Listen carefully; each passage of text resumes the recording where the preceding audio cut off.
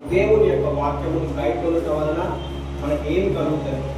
దేవుని యొక్క వాక్యమును దేవుడు చెప్పిండు, నా మాటలను మీరు గైకొనండి, నా మాటలు వినండి, అవి మీకు శ్రేష్టమైనవి అన్నాడు. సో ఎందుకు మనము దేవుని యొక్క వాక్యము శ్రేష్టమైనది, దేవుని యొక్క వాక్యము మన జీవితంలో ఏం చేస్తుంది అనే విషయంని ఈరోజు మనము తెలుసుకుందాము. దానికంటే ముందుగా మనము దేవుడు చెప్పి ఉన్నటువంటి వాక్యంలో నుండి ఒక వచనం చూద్దాము. రోమీయులకు రాసినటువంటి పత్రిక 12వ అధ్యాయము 2వ వచనం. రోమీయులకు రాసిన పత్రిక 12వ అధ్యాయము 2వ వచనం. ఇది మీరు కంఠస్థం చేయాలి, అందరికీ నోటికి ఈ యొక్క వచనము జ్ఞాపకం రావాలని ప్రభునామంలో తెలియజేస్తున్నాను. చదువు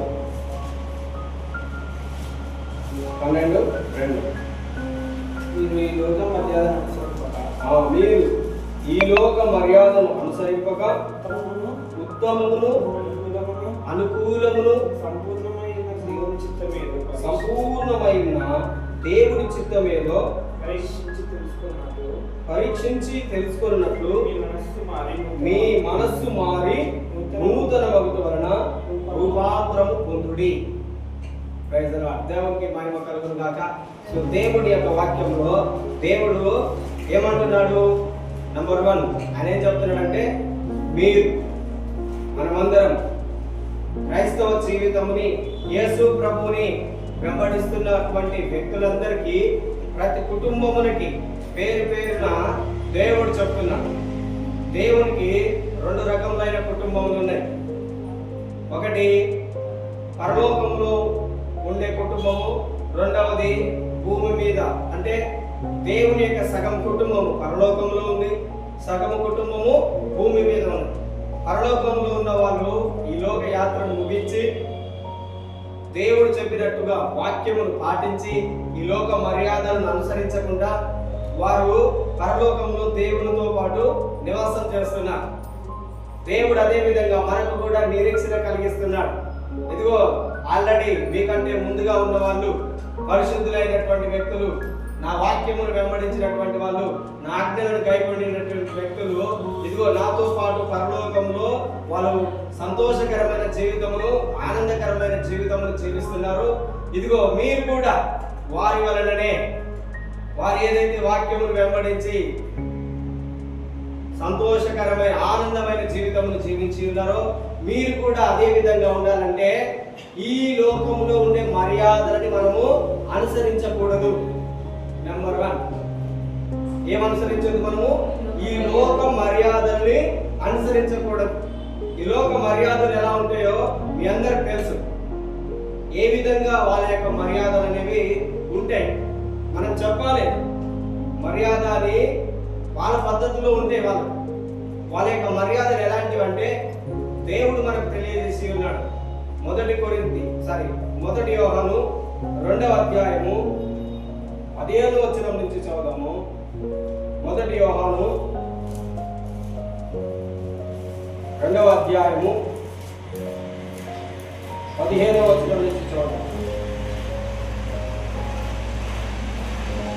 ఈ లోకమునైనను లోకములో ఉన్న వాటినైనను ప్రేమింపకుడి. ఎవడైనను లోకమును ప్రేమించిన యెడల తండ్రి ప్రేమ వారిలో ఉండదు.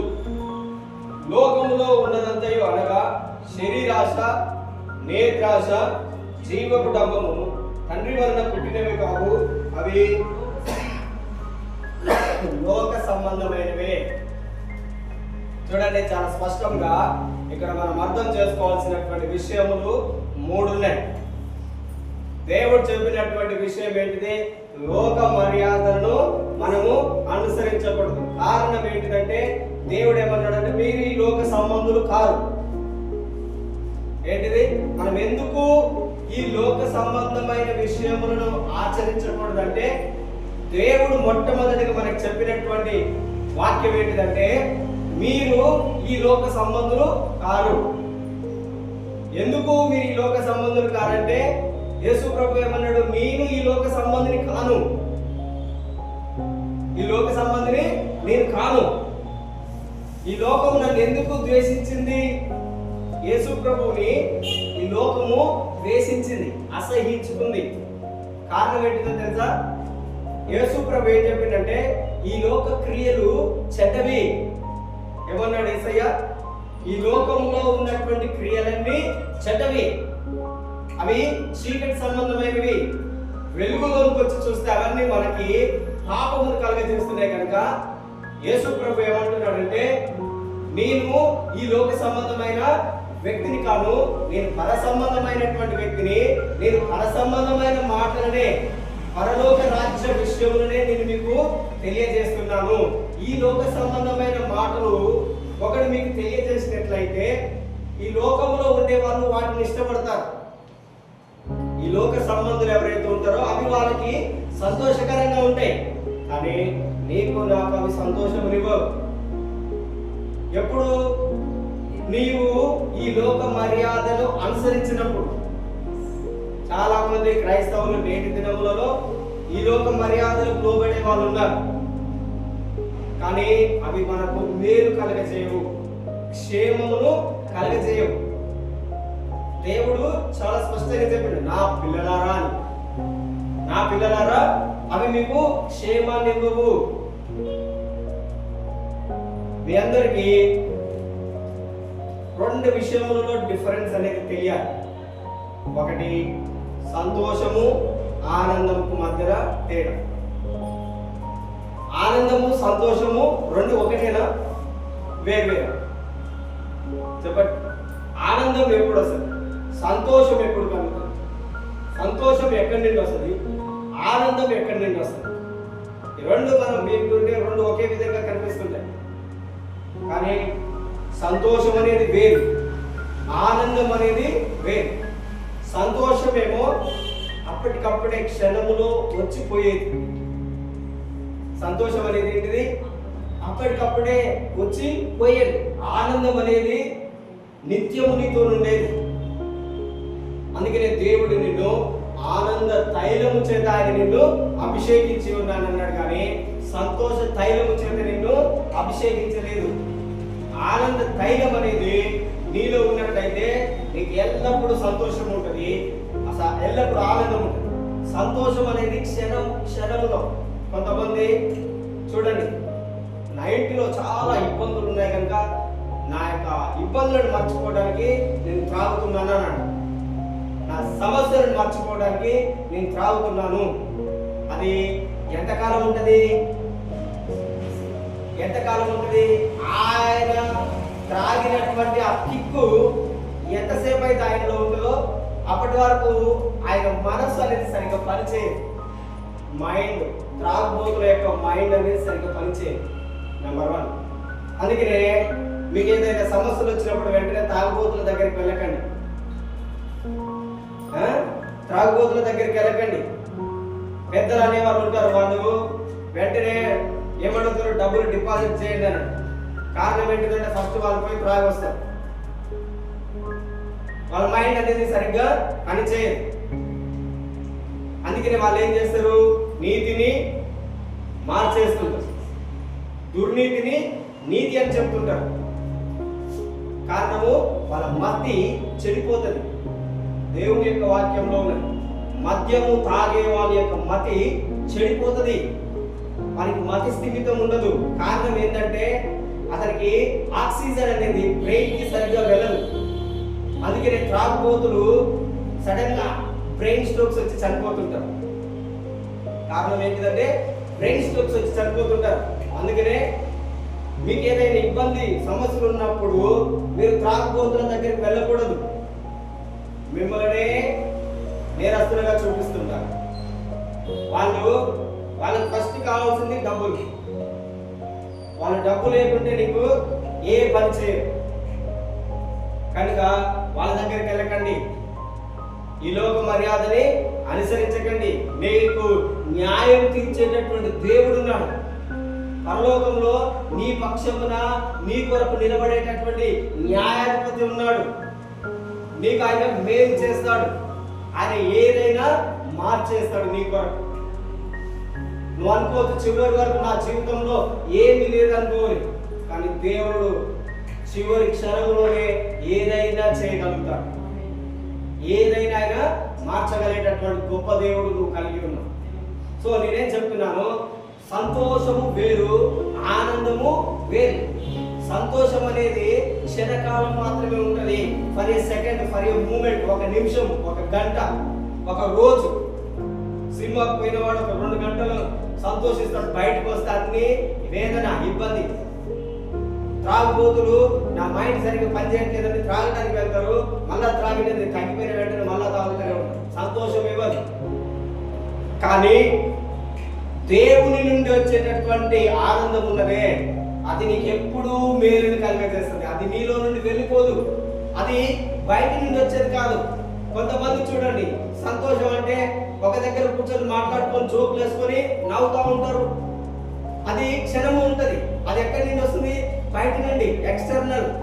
కానీ ఆనందం, జాయ్ అనేది లోపటి నుండి వస్తుంది, ఇన్సైడ్, నీ యొక్క అంతరంగంలో నుండి వస్తుంది. అది ఎవరు కూడా నీ నుండి దూరం చేయలేడు. నీకు ఎన్ని కష్టములు ఉన్నా, నీకు ఎంత దుఃఖం ఉన్నా, దేవుడు నాలో ఉన్నాడు, యేసు నాలో ఉన్నాడు. నాలో నుండి వచ్చే సంతోషమును ఏ వ్యక్తి తీసేయలేడు. అపోస్తలులు ఉన్నారు, వాళ్ళని హింసించారు, కొట్టారు. వాళ్ళు ఏం చెప్తున్నారు? మాకు సంతోషమే, మాకు ఆనందము, ఆయన నామమును బట్టి మేము ఇబ్బంది పడడం మాకు ఆనందం. ఎక్కడి నుండి వస్తుంది ఈ ధైర్యము? వాళ్ళు అంటారు, అక్కడ ఉన్నటువంటి వాళ్ళు, ఈ పేతురు, యోహాను, వీళ్ళకి ఎక్కడిది ఇంత ధైర్యము? వాళ్ళకు విద్య లేదు, చదువు లేదు, జ్ఞానం లేదు, తెలివి లేదు. అయినా కానీ ఎక్కడిది ఇంత ధైర్యము వాళ్ళకి? ఎక్కడి నుండి వస్తుంది ఇంత ఆనందము? ఎక్కడి నుండి వస్తుంది అంటే వాళ్ళు అన్నారు, వాళ్ళు యేసుతో ఉన్నవాళ్ళు. హల్లెలూయా. ఎవరితో ఉన్న వాళ్ళు అంటారు? యేసుతో ఉన్నవాళ్ళు. వారిలో ఉన్న సంతోషం ఎవరు తీసివేయలేరు, వారిలో ఉన్నటువంటి ఆనందమును ఎవరు తీసివేయలేరు. చాలా మంది, నేను ఎక్కడికైనా వెళ్తే నా ఏందన్నా నువ్వు ఎప్పుడు చూసినా ఇంత సంతోషంగా ఎట్లా ఉంటావు? నీ ముఖంలో ఒక్కరోజైనా దుఃఖము, బాధ కనబడదు. కారణం ఏంటిది? దేవుడు నాలో ఉన్నాడు, ఆయనలో నుండి, నాలో నుండి ఆ సంతోషం వస్తున్నది కనుక నా ముఖంలో దుఃఖము, బాధ ఎప్పుడు కనబడదు. హల్లెలూయా. ఆయన ఎప్పుడు అంటారు, అరే అసలు నీకు అసలు ఏంటంటే ఎప్పుడు చూసినా ఒకేలాగుంటావు, నీకు అసలు చింత అనేది నీకు ఇప్పటివరకు చూడలేదన్నాడు. ఇప్పటి వరకు నా ముఖంలో అది కనబడలేదంటే కారణం ఏంటిదంటే దేవుడు, అదే దేవుడు నీలో కూడా ఉన్నాడు. మనకి ఏ కష్టం ఉన్నా అది డిఫరెంట్, కష్టం అనేది డిఫరెంట్. కానీ కొంతమంది కష్టం చేత దుఃఖిస్తుంటారు. కారణం ఏంటిదో తెలుసా? కష్టము, దుఃఖము ఎవరికైతే ఉంటుందో అది వారి ఎముకలని నశింపచేస్తుంది. చింతిస్తారు, చూసిన చాలా మంది చింతపడుతుంటే వారి ఎముకలు నశించిపోతాయి, వారి యొక్క బలము కూలిపోతుంది, వాళ్ళకి శక్తి ఉండదు. చింతిస్తుంటారు, రకరకములైన రోగముల చేత వాళ్ళు పీడిపోబడుతుంటారు. దేవుని నుండి వచ్చేటటువంటి ఆనందం వేరు. నీకు సమస్యలు ఉన్నా కానీ అవి నీకు కనబడవు. కొంతమందికి ఏ సమస్య లేకున్నా రకరకాలైన చింతలన్నీ వారి మైండ్లో ఉండి శరీరాన్ని అంతా, ఎముకలన్నిటిని పాడు చేసుకుంటారు, బలహీన పడతా ఉంటారు. కారణము వాళ్ళకి ఇన్సైడ్ ఆనందం లేదు. ఏమున్నా వారి యొక్క ఆనందము, సంతోషము ఎక్స్టర్నల్, బయట నుండి మాత్రమే వాళ్ళు కోరుకుంటారు. ఇన్సైడ్ నుంచి వాళ్ళకి ఏ ఆనందం ఉండదు. ఏ వ్యక్తికైతే అంతరంగంలో సంతోషం ఉంటుందో వాళ్ళు ఎప్పుడూ ఆనందంగా ఉంటారు. హల్లెలూయా. సో అందుకే నేనేం చెప్తున్నాను, ఈ లోక మర్యాదను మీరు అనుసరించకూడదు. నేనేం చెప్పినాను, లోక మర్యాదను ఎందుకు అనుసరించొద్దంటే యేసు ప్రభు ఏమన్నాడు, నేను ఈ లోక సంబంధిని కాదు. దేవుడు అన్నాడు, మీరు కూడా ఈ లోక సంబంధులు కాదు. రెగ్యులర్ గా చెప్పండి, నేను ఈ లోక సంబంధిని కాను, నేను పర సంబంధమైన వాడిని. నేను దేవుని యొద్ద నుంచి వచ్చిన వ్యక్తిని. దేవుడే నాకు సమస్తము. యేసు నాలో ఉన్నాడు, పరలోకమే నాలో ఉన్నది. నేను దేవునికి హెడ్ క్వార్టర్స్. దేవునికి నేనేంటిది? Head quarters. నీ ప్రతి సమస్య, ఏదైనా సమస్య ఉందంటే వెంటనే హెడ్ క్వార్టర్స్కి వెళ్తారు. ఇబ్బందులు ఉన్నాయంటే ఎక్కడికి వెళ్తారు? హెడ్ క్వార్టర్స్ ఉంటాయి, అక్కడికి వెళ్తారు. అదే విధంగా దేవుడే నీ యొక్క హృదయాన్ని హెడ్ క్వార్టర్ గా చేసుకున్నాడు. దేవుడే నీలో ఉన్నాడు కనుక నీకు ఏ సమస్య వచ్చినా నువ్వు హెడ్ క్వార్టర్స్ ని సంప్రదించాలి. దేవుడు నీలో ఉన్నాడు, ఆయన నీలో నుండి మాట్లాడతాడు, నీలో నుండి ఆలోచన నీకు చెప్తాడు. అంత గొప్ప దేవుని నువ్వు కలిగి ఉన్నావు. హల్లెలూయా. సో దేవుడు అంటున్నాడు, ఏమంటున్నాడు? ఈ లోక సంబంధమైన ఈ లోకమునైనను లోకములో ఉన్న వాటినైనను ప్రేమించొద్దు. నెంబర్ 1 ఏంటిది? ఈ లోకమునైనను లోకములో ఉన్న వాటినైనను ప్రేమించకూడదు. ఎందుకంటే ఈ లోకంలో ఉన్న వాళ్ళందరూ ఈ లోక సంబంధమైన వాటినే వెతుకుతుంటారు. అర్థమైందా? ఈ లోకంలో ఉన్న వాళ్ళందరూ ఏం వెతుకుతారు? ఈ లోక సంబంధమైన లోక విషయములను మాత్రమే వెతుకుతుంటారు, వాటిని గురించే ఆలోచిస్తుంటారు. వారు పొద్దున లేవడమే లోక సంబంధమైన ఆలోచనలు ఉంటాయి. కానీ నీకు లేచిన వెంటనే లోక సంబంధమైన విషయములను ఆలోచించవద్దు, దేవుని గురించిన సంగతులను మీరు ఆలోచించండి. హల్లెలూయా. ఏం ఆలోచించాలి మీరు? దేవుని. ఈరోజు దేవుడు నా ఎడల ఏం కలిగి ఉన్నాడు, ఆయన ప్రణాళిక ఏంటిది, నేను దేవుని కొరకు ఏం చేయాలి, ఏం చేస్తే దేవుడు నన్ను బట్టి ఆయన ఆనందిస్తాడు, ఏం చేసి నేను నా దేవుణ్ణి సంతోషపరుస్తాను. ఎల్లప్పుడూ దేవుణ్ణి అడగాలి. ఏం చేయాలి మనం? దేవుణ్ణి ఎల్లప్పుడూ అడగాలి. దేవుణ్ణి అడగకుంటే ఏది నీకు తెలియదు. ప్రతిరోజు లేచిన వెంటనే దేవునికి కృతజ్ఞతలు చెల్లించండి, దేవుణ్ణి అడగండి, మాటికి అడగండి.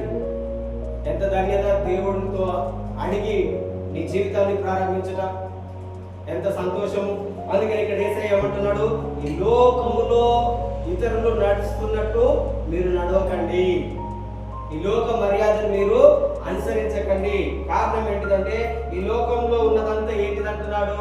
శరీరాశ, నేత్రాశ, జీవగుడము. ఈ లోకములో ఉన్న వాళ్ళందరూ ఈ కంటికి కనిపించింది ఏదైతే ఉంటుందో అది నాకు కావాలని అనిపిస్తుంది. అందుకనే ఈ రోజు వాళ్ళు అనేక మందిని చంపేస్తున్నారు.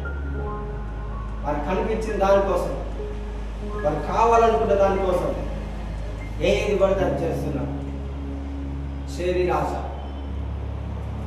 నేత్రాశ, జీవ కుటుంబం, నేనే గొప్పగా ఉండాలనే దాని కొరకే వారు ప్రాకులాడుతున్నారు తప్పితే మరి వేరే దేవుని కొరకు కాదు. అందుకని దేవుడు ఏమంటున్నాడు?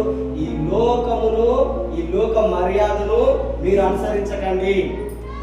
ఎందుకంటే ఎవడైతే ఈ లోకముని, ఈ లోక మర్యాదను అనుసరిస్తాడో వానిలో దేవుని ప్రేమ ఉండదు. ఏముండదు అంటున్నాడు? దేవుని ప్రేమ ఉండదంటే మనం దేవుల్లో లేనట్టే.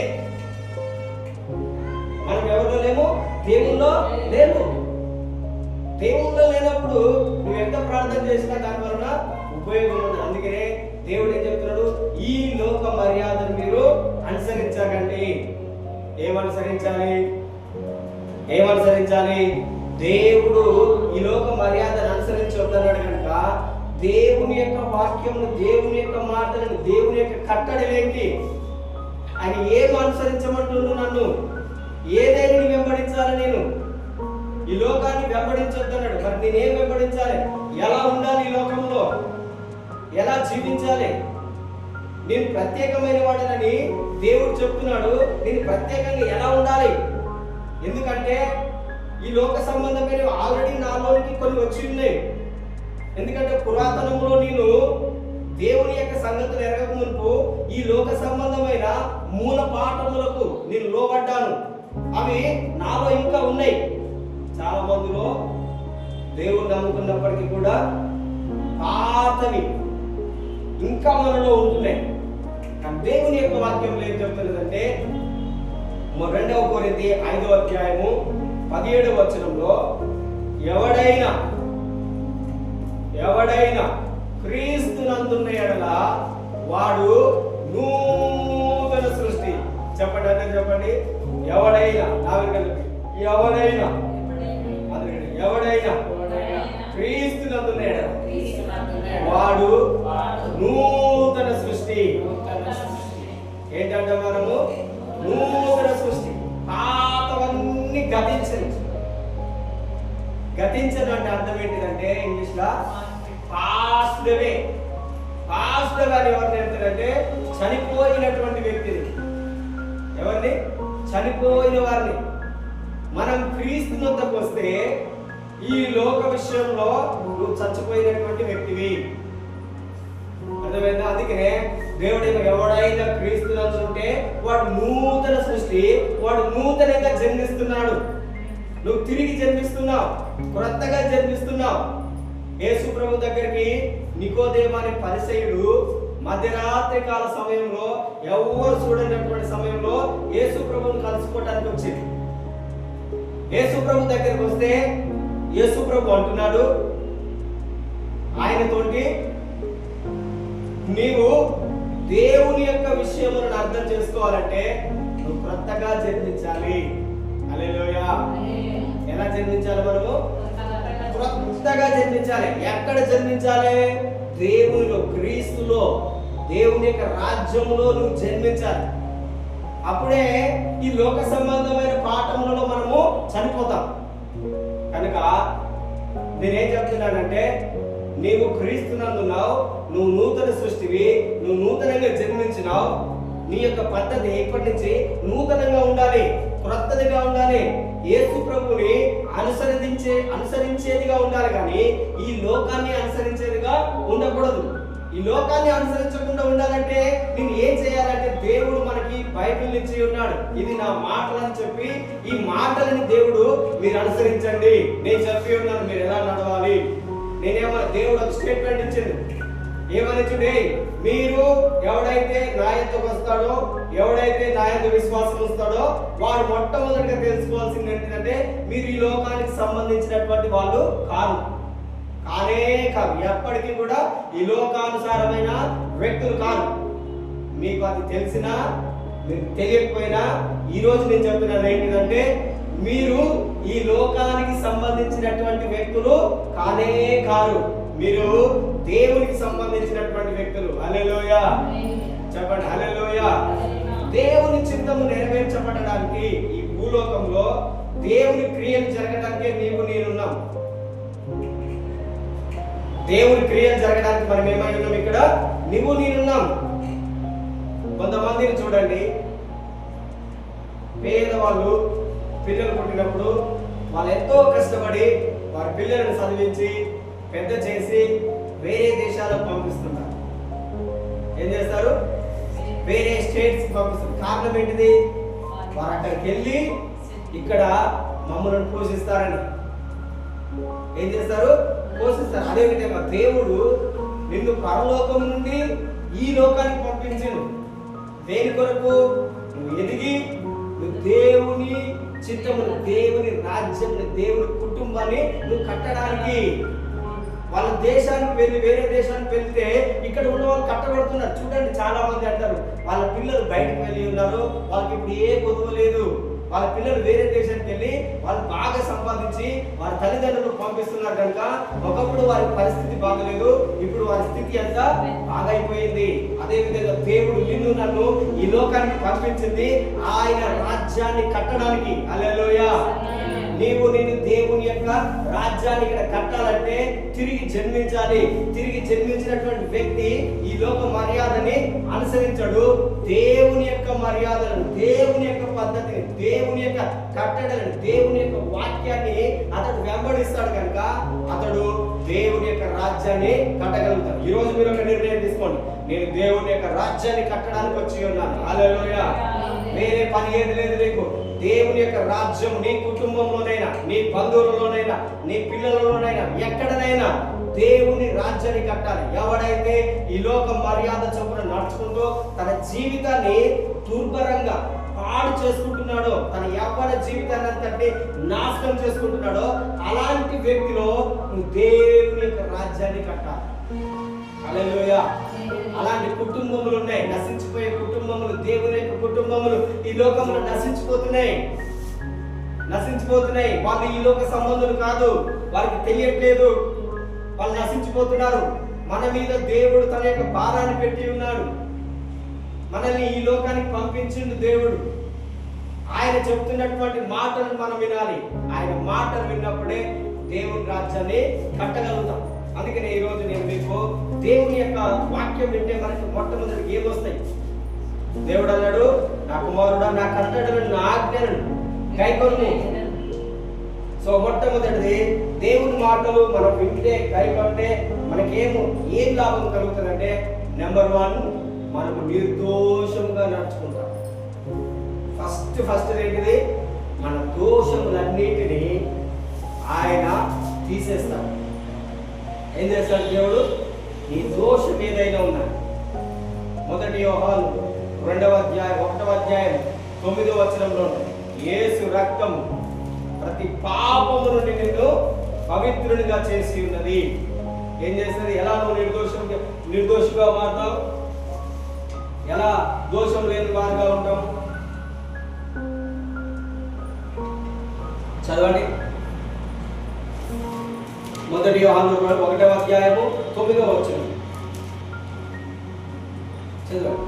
వెలుగులో ఉన్నారని చెప్పుకోవచ్చు, తన సహోదరుని ద్వేషించువాడు ఇప్పటి వరకు చీకట్లో. 1:9 యోహాను సువార్త 1 యోహాను 1వ అధ్యాయం 9వ వచనం. మనం పాపం వలన మనం ఒప్పుకొనిన ఎడల ఆయన నమ్మదగిన వాడు నీతిమంతుడును కనుక ఆయన మన పాపములను క్షమించి సమస్త దుర్నీతి నుండి మనలను పవిత్రునిగా చేయి. 7వ వచనం చదవండి. 7వ వచనం. అయితే ప్రకారము మనమును వెలుగులో నడిచిన ఎడల అన్యోన్య సహవాసము గలవారమై ఆయనతో నడిచిన ఎడల యేసు రక్తము ప్రతి పాపము నుండి మనల్ని పవిత్రులుగా చేయండి. చూడండి, నెంబర్ 1 ఏంటిది? యేసు రక్తము ప్రతి పాపము నుండి మనల్ని ఏం చేస్తున్నది? పవిత్రుడిగా చేస్తుంది. అదేవిధంగా 1 పేతురు 1వ అధ్యాయం 17-18 వచనములలో కూడా అదే విషయాన్ని పేతురు మనకు తెలియజేస్తున్నాడు. ఏమంటున్నాడు ఇక్కడ? 18వ వచనం, పితృ పారంపర్యమైన మీ వ్యర్థ ప్రవర్తనను విడిచిపెట్టినట్లుగా వెండి బంగారముల వంటి క్షయ వస్తువుల చేత మీరు విమోచింపబడలేదు, కానీ అమూల్యమైన రక్తము చేత, అనగా నిర్దోషమును నిష్కలంకమునకు గొర్రె పిల్ల వంటి క్రీస్తు రక్తం చేత విమోచింపబడుతుందని మీరు ఎరుగుదురు. చూడండి ఎలా మనల్ని దేవుడు విమోచించి ఉన్నాడు. నశించిపోయేటటువంటి వెండి బంగారం చేత దేవుడు మనల్ని కొనలేదు. ఎలా నువ్వు నిర్దోషమవుతున్నావు, ఎలా దోషం లేని వాడిగా మారుతున్నావు అంటే యేసుక్రీస్తు యొక్క రక్తము నిన్నేం చేస్తున్నది? పరిశుద్ధునిగా, పవిత్రునిగా చేస్తుంది. దేవుని యొక్క మాట మనం కైకొన్నప్పుడు నెంబర్ 1 మనము నిర్దోషంగా, దోషము లేని వాళ్ళంగా నడుచుకుంటాం. నెంబర్ 2 దేవుడు నిన్ను ఆశీర్వదిస్తాడు. ఏం చేస్తాడు? ఎప్పుడు మన దేవుని మాట కైకొన్నప్పుడు. కీర్తన 81వ అధ్యాయము 13వ వచనంలో, కీర్తన 81వ అధ్యాయము 13వ వచనం చూడండి. కీర్తన 81వ అధ్యాయము 13వ వచనంలో చూడండి, దేవుడు ఏమంటున్నాడు? అయ్యో! ఎంత స్పష్టంగా, గట్టిగా, బిగ్గరగా చెప్తున్నాడు. అయ్యో అయ్యో అని మనం ఎప్పుడు అంటాము?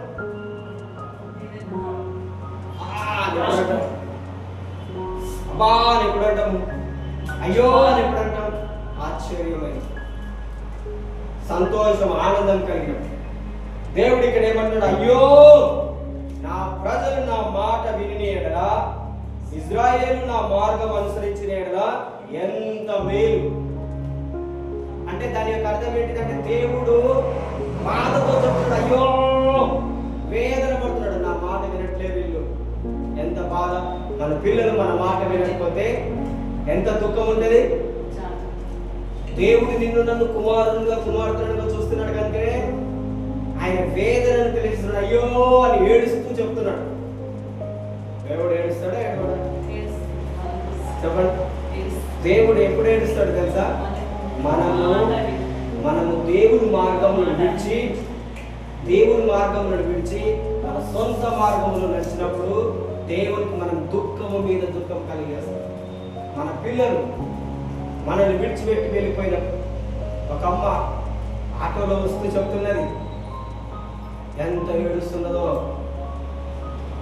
తన పిల్లలు తనని విడిచిపెట్టి వెళ్ళిపోయారు, ఒక్కరు కూడా దగ్గర లేరు. చిన్నప్పటి నుంచి పెంచి పోషించింది, కష్టాలు పడ్డా, వాళ్ళ కొరకు ఎంతో ఇబ్బంది పడ్డా, వాళ్ళని పెళ్లిళ్ళు చేయడానికి ఎంతో శ్రమలు పడ్డా, ఇప్పుడు వాళ్ళు నన్ను విడిచిపెట్టి వెళ్ళిపోయారు, ఈ వయసులో నన్ను విడిచిపెట్టి వెళ్ళిపోయారు అని ఆమె ఎంతో ఏడుస్తుంది. అదేవిధంగా దేవుడు కూడా మనం ఎప్పుడు ప్రార్థన చేసినప్పుడు మన ప్రార్థన విని మన కష్టంలో నుండి మనల్ని విడిపించి మనకు కావలసిన ప్రతి అవసరతను ఆయన తీర్చి మనల్ని పెంచి ఒక సత్యమైన మార్గమును నీకు బోధించి నీకు ఏ రోగము రాకుండా, ఏ వ్యాధి రాకుండా, ఏ శత్రువు నీ ఇంటి దగ్గర రాకుండా ఆయన నిన్ను అన్ని రకాలుగా కాపాడినప్పుడు, ఆశీర్వదించినప్పుడు నీకు ఏ శ్రమ కూడా కనబడలేదు.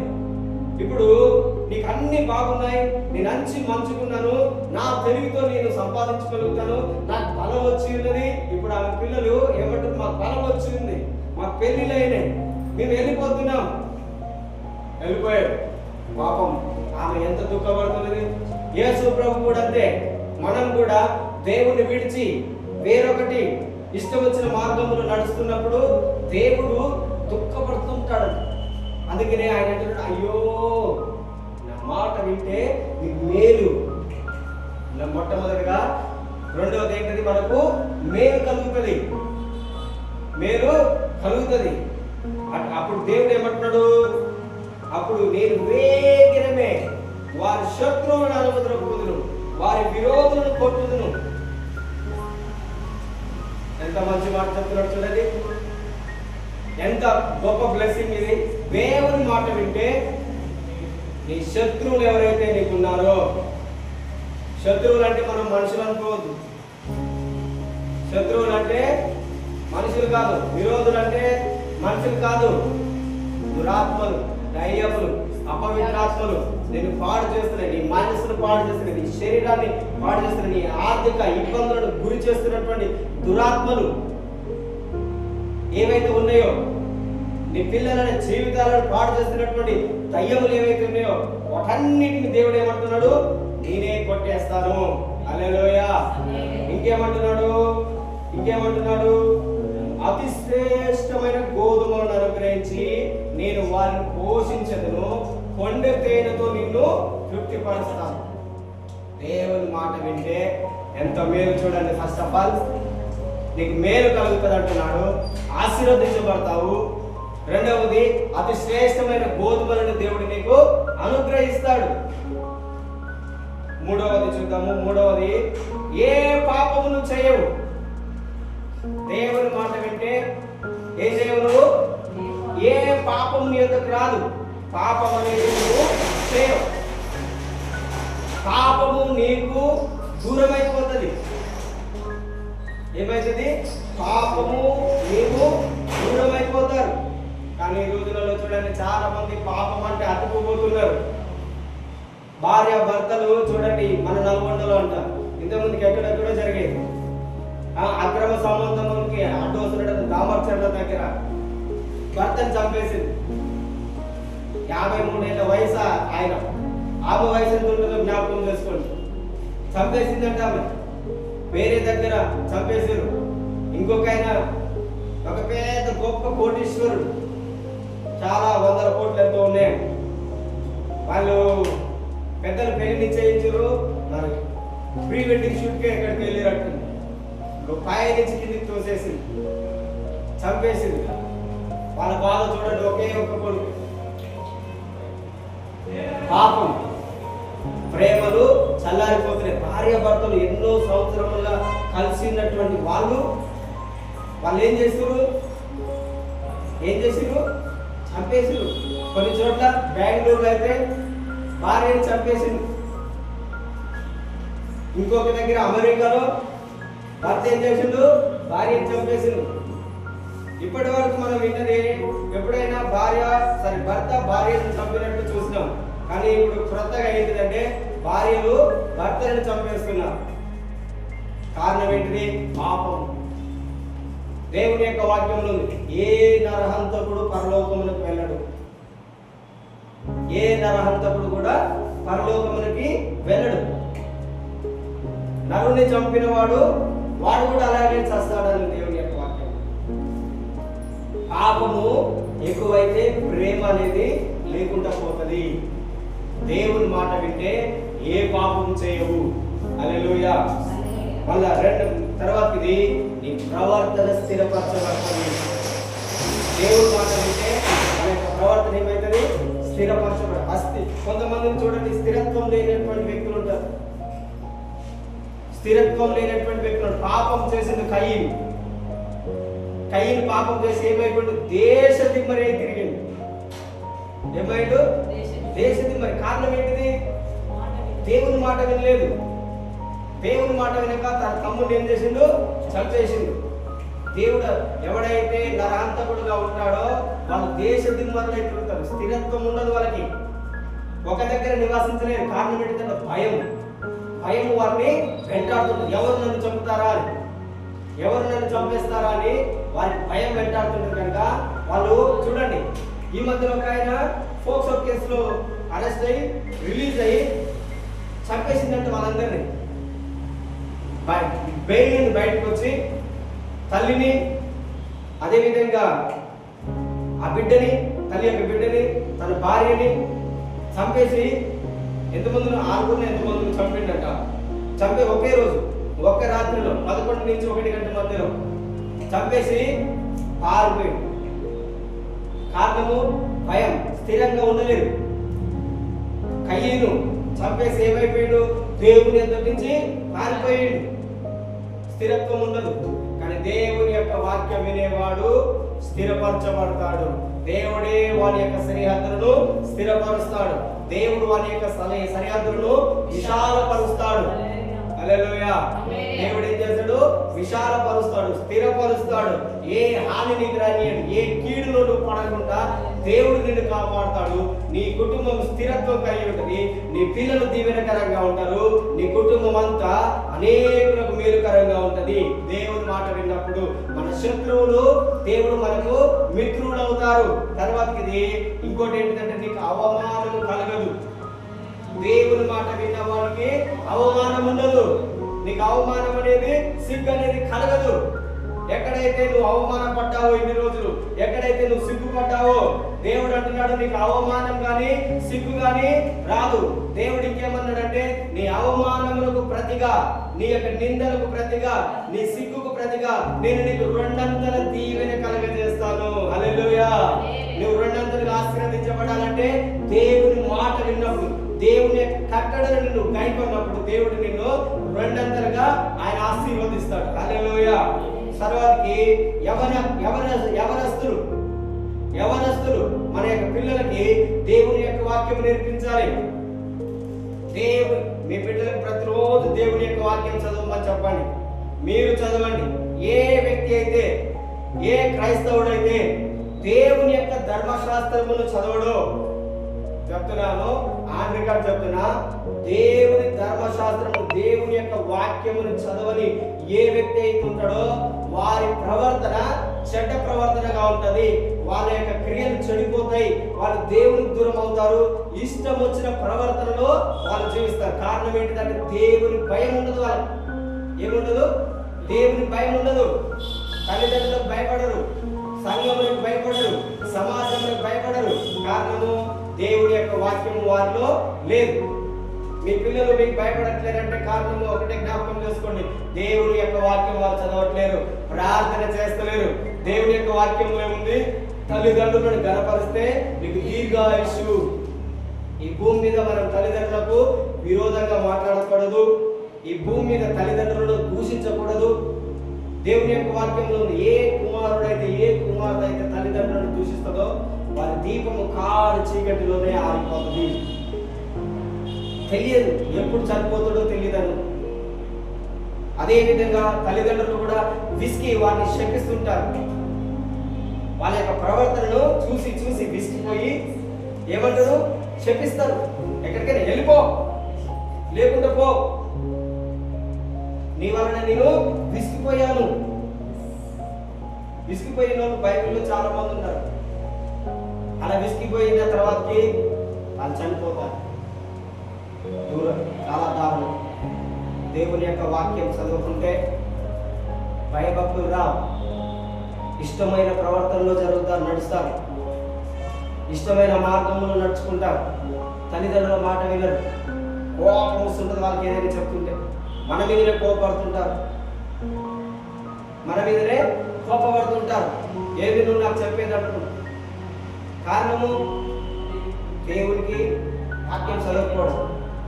ఈ రోజులలో హాస్టల్లో పిల్లలను అధికంగా వేయడం వల్ల ఏమవుతుంది, దూరంగా తల్లిదండ్రులకు దూరంగా ఉండడం వలన వాళ్ళు ఎలా నివసిస్తున్నారో మనకు అర్థం కావట్లేదు, వాళ్ళు ఎలా ఉంటున్నారో మనం చూస్తలేము. ఫోన్ చేస్తే బైబిల్ చదువుతున్నావా అంటే ప్రార్థన చేసుకుంటున్నా, చదువుకుంటున్నా, ఆదివారం మందిరానికి వెళ్తున్నావు అంటే వెళ్తున్నట్టు, కానీ వారి ప్రవర్తన చెడిపోయినప్పుడు అబద్ధాలు చెప్తారు, మోసాలు చేస్తారు, దొంగతనం చెప్తారు. ఏం చేస్తారు, ఏ అవసరత లేకుండా ఫోన్ చేసి నాకు ఈ అవసరత ఉన్నది, నాకు డబ్బులు కావాలి పంపించంటారు. వీళ్ళు ఏమనుకుంటారు, అయ్యో నా పిల్లలు చదువుతున్నారని చెప్పి ఎంతో కష్టపడి వారి యొక్క కష్టార్జితాన్ని వారికి పంపిస్తే ఆ కష్టార్జితంతో వాళ్ళు ఇష్టం వచ్చినట్టు ఎంజాయ్ చేస్తున్నారు. పాపము విచ్చలవిడిగా అయిపోయింది, మనం చూడట్లేము. యవనస్తులు యవన బిడ్డలు, యవన కుమార్తెలు పాడైపోతున్నారు. కారణం ఏంటిది, ఈ లోకము నిన్ను చెడగొడుతున్నది. లోక పద్ధతి హాస్టల్లో ఉండడం వల్ల ఒక వ్యక్తికి నచ్చింది, ఈ వ్యక్తి చేయకపోవడం వల్ల వాళ్ళు ఏం చేస్తారు, ఏం తిట్టుకుంటున్నావురా, ఎప్పుడు లోక జ్ఞానం తెలుసుకుంటావు. నీ లోక జ్ఞానం ఏంటిదంటే నిన్ను చెడగొట్టడమే ఈ లోక జ్ఞానము. ఒకడు మందు తాగకపోతే నువ్వేం మనిషివి, ఎంజాయ్ ఎప్పుడు చేస్తావు. నన్ను అనేవాళ్ళు నా యొక్క స్నేహితులు, యవ్వనంగా ఉన్నప్పుడు నేను బీటెక్ చేసేటప్పుడు మా స్నేహితులు అనేవారు, ఎప్పుడు తాగుతావు, మాతో పట్రా, సిగరెట్ తాగకపోతే ఎప్పుడు సిగరెట్ తాగుతావు, నువ్వు ఏం నేర్చుకుంటా, అసలు నీకు తెలివి లేదు, లోక జ్ఞానం లేదు బాబు అనేవారు. ఏం లేదనే వాళ్ళు నన్ను, లోక జ్ఞానం లేదు. కారణం ఏంటిది, నాకు ఆ జ్ఞానం లేకపోవడానికి కారణం ఏంటంటే రెగ్యులర్గా నేను బైబిల్ చదివి, రెగ్యులర్గా బైబిల్ చదివి, ఏ రోజు కూడా నేను బైబిల్ని చదవకుండా నా రోజుని ప్రారంభించలేదు. హాస్టల్లో ఉన్నప్పటికీ కూడా అందరు నన్ననే దేవుని బిడ్డని వాక్యం తీసి చదువుతుంటే ఇక్కడ డిస్టర్బెన్స్ అవుతుందని 2 కిలోమీటర్లు నేను నడుచుకుంటూనే దేవుని మందిరానికి వెళ్ళాను. పొద్దున ఎర్లీ మార్నింగ్ 5 గంటలకు లేసి దేవుని మందిరం వెళ్తే ఆ మందిరం తెలుసుండేది, వెళ్ళి ప్రార్థన చేసుకుని వచ్చేవాళ్ళు. 5 గంటలకి నడుచుకుంటూనే వెళ్ళిపోయేది, బస్సు ఉంటే బస్సు అయినా వెళ్ళిపోయేవాడిని. దేవుడు మన ప్రవర్తనని స్థిరపరుస్తాడు. ఆ యవన కాలంలో నేను ఎప్పుడు ప్రార్థన చేసేది, నాకు దేవుడి చిత్తం తెలియక, ప్రభువా నాకు ఒక మంచి ఉద్యోగం తెచ్చే, నాకు మంచి ఉద్యోగం తెచ్చే, నీ సంఘానికి నేను సహాయం చేస్తాను, దేవుని మందిరం కట్టబడడానికి నేను సహాయం చేస్తాను, అనేక మంది పాస్టర్లకు సహాయకరంగా ఉంటాను. ఎంతో కన్నీరు కార్చేవారు, ఏడ్చేవారు. తర్వాత తెలిసింది అదంతా తప్పుడు ప్రార్థన. మనం కూడా చాలా సార్లు రాంగ్ ప్రేయర్స్ చేస్తుంటాం. ఎందుకు, దేవుని చిత్తం తెలియక. దేవుని యొక్క చిత్తం తెలియక ఏం చేస్తాము, ఇదే కరెక్ట్. కారణం ఏంటిది, నేను లోకానుసారంగా ఆలోచించా, దేవుణ్ణి అడగలేదు. నేను లోకమును అనుసరించి నడుచుకున్నాను. లోకములో కావాల్సిందేంటి, బ్రతకడానికి ఉద్యోగం కావాలి. కానీ నేను బైబిల్ చదువుతున్నాను కనుక, దేవుని మందిరానికి వెళ్తున్నాను కనుక, దేవుని యొక్క మందిరంలో ఏ కొరత ఉన్నాయో నాకు కనిపించేది, ఏ అవసరం ఉన్నదో నాకు కనిపించేది. అప్పుడు నేనేం చేసేది, ప్రభువా నువ్వు నాకు మంచి ఉద్యోగం ఇస్తే, నాకు మంచి శాలరీ ఇస్తే, ఆ శాలరీలో నీకు ఇస్తాను. ఒక గొప్ప దైవ సేవకుని దగ్గరికి వెళ్ళి నేనేం చెప్పాను, నేను నాకు పెద్ద ఉద్యోగం కావాలి, నేను కలెక్టర్ని కావాలి, అప్పుడు నేను సంఘానికి ₹1,00,000 ఇస్తాను. ఎప్పుడు 2008-2009లో నేను పాస్టర్ దగ్గరికి వెళ్ళి ప్రార్థన చేయించుకొని చెప్ప, నేను కలెక్టర్ కావాలనుకుంటున్నా, నేను సంఘానికి అప్పుడు ₹1,00,000 ఇస్తాను. అజ్ఞానం ఏంటిది, అజ్ఞానం అంటే ₹1,00,000 దేవుడు లంచం. అది నేను అనుకునేది, దేవుడికి ఇట్లా ఇస్తే దేవుడు నన్ను నీకు చెప్పడం వలన నన్ను ఆశీర్వదిస్తాడేమో అని. చాలా మంది డబ్బులు ఇస్తే నీకు దీవెనలు వస్తాయి అని చెప్తుంటారు. తప్పు. నేను నేర్చుకున్నా. అప్పుడు పాస్టర్ అన్నాడు, నీకు మంచి ఉద్యోగం కావాలంటే, నువ్వు మంచిగా ఉండాలంటే దేవుడికి ప్రార్థన చేయి, మంచిగా చదువుకో. డబ్బులు ఇస్తే నువ్వు ఉద్యోగం వస్తుంది, డబ్బులు ఇస్తే నువ్వు గొప్పవాడు అయిపోతావు కాదు. మన ప్రవర్తన సరిగ్గా ఉండాలి. యవనస్తుల యొక్క ప్రవర్తన ఎలా స్థిరపరచబడుతుంది, దేవుని యొక్క వాక్యంలో ఉంది, దేవుని ధర్మశాస్త్రముని దినము రాత్రి. యవనస్తుడైనటువంటి యెహోషువకి మోసే చెప్తున్నాడు, మోసే చెప్తున్నాడు, యోషువ నీ మార్గములలో నువ్వు చక్కగా వర్ధిల్లాలంటే ఏం చెప్తున్నాడు యోషువ యవ్వనస్తుడికి. ఈరోజు మనలో యవ్వనస్తులందరికీ దేవుడు అదే చెప్తున్నాడు, ఏంటిది? నీ మార్గము, నీ జీవితము అన్ని విషయంలో వర్ధిల్లాలంటే నీవు దీవారాత్రములు దేవుని ధర్మశాస్త్రముని ధ్యానించండి. ఈ రోజులలో ఒక వ్యర్థమైనది ఏంటి చూస్తున్నారంటే, లాంగ్ టర్మ్ పంపించి పిల్లల్ని మానసిక ఒత్తిడికి గురి చేస్తున్నారు. పొద్దున 5ంటికి లేచినప్పటి నుంచి బుక్స్ వాళ్ళకి పాటలు ఉండవు, సంతోషం అనేది వాళ్ళు ఏం చూడరు. పొద్దున్న లేచిన దగ్గర నుంచి వాళ్ళకి ఒకటే బుక్. కొంతమంది నేను చదువుకునేటప్పుడు జిఆర్ఈ, టోఫెల్ అనే ఎగ్జామ్స్ ఉన్నాయి, ఇప్పుడు ఉన్నాయి, ఐలెట్స్ ఎగ్జామ్స్ ఉన్నాయి. అక్కడికి వెళ్ళడానికి పొద్దునట్టే లేచి వాళ్ళ తల్లిదండ్రులు లేపి ఎంతో ఒత్తిడి తెచ్చేది. కష్టపడాలి, పైకి వెళ్ళాలి, ఉద్యోగం సంపాదించాలి. అలా చదివి కొంతమంది మానసిక రోగులు అయిపోయారు. ఏమైపోయారు? మానసిక రోగులయ్యారు. నేను చూసిన వాళ్ళు చెప్పేది, వాళ్ళ తల్లిదండ్రులు చెప్పేది, చదివి పిచ్చోడైపోయాడు, మెంటల్ అయిపోయాడు. కొంతమంది వారి యొక్క కోరికలు నెరవేర్చుకోవడానికి పిల్లలకి ఇష్టం లేదని చూపిస్తుంటారు. కొంతమందికి డాక్టర్స్ వాళ్ళకి కావాలని ఉంటుంది, వారి పిల్లలు డాక్టర్స్ కావాలని ఒకటే కోరు, వాళ్ళకి చదువు. ఇప్పట్లో డాక్టర్ కానీ అప్పట్లో ఇంజనీర్స్ కావాలని. అప్పట్లో ఇంజనీర్స్ కి వాల్యూ ఎక్కువ ఉండే, డాక్టర్ కి అంత వాల్యూ లేకపోయేది. అప్పట్లో అందరూ బీటెక్ ఇంజనీరింగ్, ఎంసెట్, జేడబ్ల్యూ మెయిన్స్, ఎన్ని విధాలుగా ప్రయత్నం చేసి చాలా మందికి మానసిక రోగులు అయిపోయాయి, పిచ్చోళ్ళు అయిపోయాయి.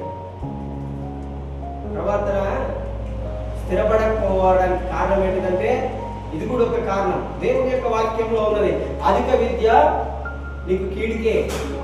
ప్రసంగి గ్రంథంలో అధిక విద్య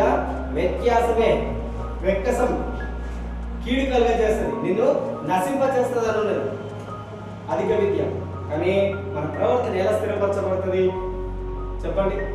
మన ప్రవర్తన దేవుని యొక్క వాక్యం మన యొక్క హృదయంలో ఉంటే దేవుడు మనకు జ్ఞానం ఇస్తాడు, తెలివినిస్తాడు, వివేకమునిస్తాడు. దేవుని మాట వింటే ఎవరి బిడ్డలకి జ్ఞానం ఇస్తాడు, తెలివిస్తాడు, వివేకం ఇస్తాడు, ఆలోచన ఇస్తాడు, బుద్ధినిస్తాడు. దేవుని మాట వింటే దేవుడు ఏమన్నాడు? యెహోవా యందు భయభక్తులు కలిగి ఉంటే జ్ఞానమునకు మూలము, తెలివికి మూలము, వివేకమునకు మూలము. దేవుని యందు భయభక్తులు కలిగి ఉంటే నీకు అన్ని వస్తాయి. దేవుని యందు భయభక్తులు కలిగినటువంటి షడ్రక్, మేషక్, అబేద్నెగో, దానియేలును చూడండి. దేవుడు వారికి అంట జ్ఞానం, తెలివి, వివేకమును అనుగ్రహించి ఉన్నాడు. హల్లెలూయా. అదే విధంగా సొలొమోను చూడండి, దేవుని అడిగింది, దేవుని ప్రార్థన చేసింది, ప్రభువా నాకు జ్ఞానం కావాలి, తెలివి కావాలి, వివేకం కావాలి అని అడిగితే దేవుడు ఆయనకి ఏమి ఇచ్చిండు? జ్ఞానం ఇచ్చిండు. దేవుని యొక్క వాక్యంలో ఏంటి? సొలొమోనంత జ్ఞానం కలిగిన వాడు అతని దినములో ఎవరు కూడా లేరు. సొలొమోను యొక్క జ్ఞానమును వినడానికి భూదిగంతముల నుండి ప్రజలు, రాజులు అందరూ ఆయన దగ్గరికి వచ్చేవాళ్ళంట. సొలొమోను 3000 సామెతలు రాసిండు. ఎన్ని చూడండి, ఎంత జ్ఞానం ఇచ్చిండో, ఎంత బుద్ధిని ఇచ్చిండో. అదే విధంగా నీకు కూడా జ్ఞానం ఇస్తాడు దేవుడు. ఎప్పుడు? దేవుని వాక్యమును మనం గైకొన్నాం. హల్లెలూయా. సో తర్వాతకి దేవుని యొక్క వాక్యం నిన్ను బ్రతికిస్తుంది. దేవుని యొక్క వాక్యం ఏం చేస్తుంది చెప్పండి? మనల్ని బ్రతికిస్తుంది. నా బాధలలో ఇదే నాకు నెమ్మదిని కలిగించేది. చాలా మంది చెప్తారు, నేను చనిపోదాం అనుకున్నాను, కానీ నన్ను బ్రతికించింది ఇదిగో ఈ ఒక్క మాట, ఈ ఒక్క వాక్యము, ఈ ఒక్క వచనము నన్ను బ్రతికించింది, ఈ ఒక్క వచనము నన్ను బ్రతికించింది. మా నాన్న చనిపోదాం అనుకున్నాడు, గురి పెట్టుకొని సూసైడ్ చేసుకొని, ఒక్క చంపకొరికి ఎవరో ఇట్లా గట్ట కొట్టినట్టు అనిపించింది. మానవుడా, నీ జన్మకు కారణం ఎవరు? నువ్వు చనిపోతే ఎలా? ఆ వచనం ఏందో, అది ఏందో తెలియదు. ఎవరో మాట్లాడినట్టు అనిపించింది. అప్పుడు మనసు మార్చుకున్నాడు. దేవుని యొక్క వాక్యం నీకు మనసును మారుస్తుంది. నీ మనసు పాడైపోయినటువంటి మనసుని బాగు చేస్తుంది. చాలా మంది మనసు పాడైపోతుంది, నెమ్మది లేకుండా ఉంటారు. అలాంటి వారికి దేవుని యొక్క వాక్యమే బాగు చేస్తారు. దేవుని యొక్క వాక్యం లేకుండా ఏది కూడా నేను బాగు, ఎంత ప్రార్థన చేసినా బాగు కాదు. దేవుని యొక్క వాక్యమే వారిని బాగు చేస్తుంది. నీ మనస్సుని, నీ పాడైన మనసుని, గాయపడిన హృదయాన్ని బాగు చేసేది ఏదైనా ఉన్నదంటే దేవుని యొక్క వాక్యమే. శరీరంగా, ఎక్స్టర్నల్ గా మన శరీరానికి ఏదైనా అనారోగ్యం వస్తే టాబ్లెట్స్ వేసుకుంటాం. మనకి ఏదైనా ఇబ్బంది కలిగితే మనము డాక్టర్స్ని సంప్రదిస్తాం, వాళ్ళు దానికి ట్రీట్మెంట్ ఇస్తారు. కానీ నీ యొక్క హృదయానికి గాయమైతే, నీ మనస్సుకి గాయమైతే, నీ మనస్సు అనేది బాధపడితే దాన్ని ఎవరు బాగు చేస్తాడు? ఎవరు బాగు చేయగలుగుతారు? ఎవరు లేరు. ఒక్క దేవుని యొక్క వాక్యం మాత్రం. ఎంతమంది సాక్ష్యములు చెప్పట్లేదు? ఎన్ని సాక్ష్యములు? నేను చనిపోదాం అనుకున్నాను, కానీ దేవుడు నన్ను బ్రతికించింది. ఈరోజు నేను ఇంతమందికి వెలుగుగా ఉన్నాను, ఇంతమందికి నేను వెలుగుగా ఉన్నానని వారందరూ చెప్పగలుగుతున్నారు. సో దేవుని యొక్క వాక్యము నిన్ను బ్రతికిస్తుంది. తర్వాత దేవుని యొక్క వాక్యము నీ కుటుంబాన్ని స్థిరపరుస్తుంది, కట్టుతుంది. దేవుని యొక్క వాక్యం ఏం చేస్తుంది? నీ కుటుంబాన్ని కడుతుంది. దేవుని యొక్క వాక్యంలో ఉంది. మత్తయి సువార్త 7వ అధ్యాయం 29వ వచనంలో, 24 నుంచి మనం చదివితే 7వ అధ్యాయం 24వ వచనంలో మీరు చదివితే ఏముంటుంది? చదవండి. కాబట్టి